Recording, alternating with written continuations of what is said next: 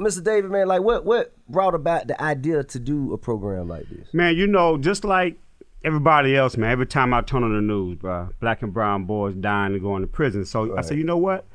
Let me do something unique, man. So I just proposed a diversion program to the courts and say, hey, listen, there's a lot of good young men getting caught in bad decisions. Right. Let us get an opportunity to do life skills, social skills, and anger management. So I pitched it to the courts, man, and they went with it.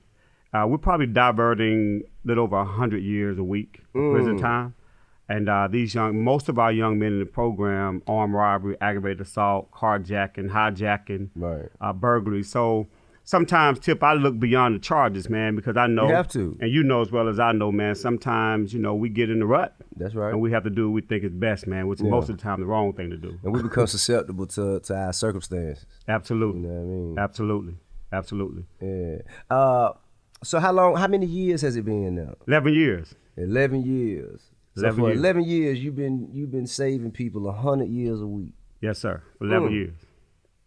A good 11 years.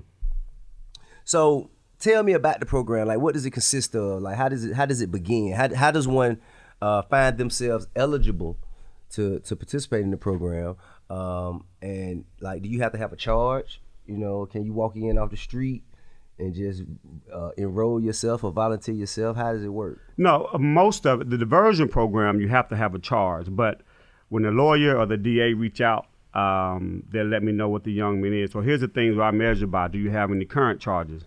Now, if you're just out there living reckless, man, I'm not really going to rock with that, bro. Right. But if you somebody, man, such as these guys, they had maybe 1 or 2 charges. Their ages made a difference. And I interview them. Everybody has to be interviewed before they come into the program. So I interview them. They come into the program. And once they get in there, they have to commit to a year. We meet every Wednesday night, every Saturday, the Saturday class that you came to. Right. We do life skills, social skills, anger management, conflict resolution, job readiness. Right. We're creating scholarships, and a lot of our young men are now in college. Okay, dope. So they was dropped out, man, got their GED, so they're now in college. Man, that's amazing, bro. As you just mentioned, I became aware of the program because I came and spoke. Y'all asked me to come speak one Saturday. Was you there? Yeah, I was there. Yeah. Asked me to come speak one Saturday, man, and I enjoyed it. You know what I'm saying? It's not often that us as, you know, I guess we can call it the old heads, you know what I'm saying? That we get an opportunity to have like a room full of the young reckless. You know what I'm saying? Like I like to deal with the bad ones, you know what I'm saying? Because that energy is, they really just fighting against a machine, a system that they feel something wrong and it ain't right, so they not gonna follow behind it. They're not gonna succumb to the rules of it because they know it's unjust. Right. So they rebelling against something internally that they feeling they probably can't articulate it. But I understand that energy because that's the kind of energy I had when I was young. You dig what I'm saying? It just y'all trying to force me to do a bunch of shit that I don't feel like that's for me. Right. And y'all keep trying to force me in it. I'm gonna keep bucking back until y'all see one of us gotta make the other one think this shit makes some sense. Or else we gonna continue to have that back and forth.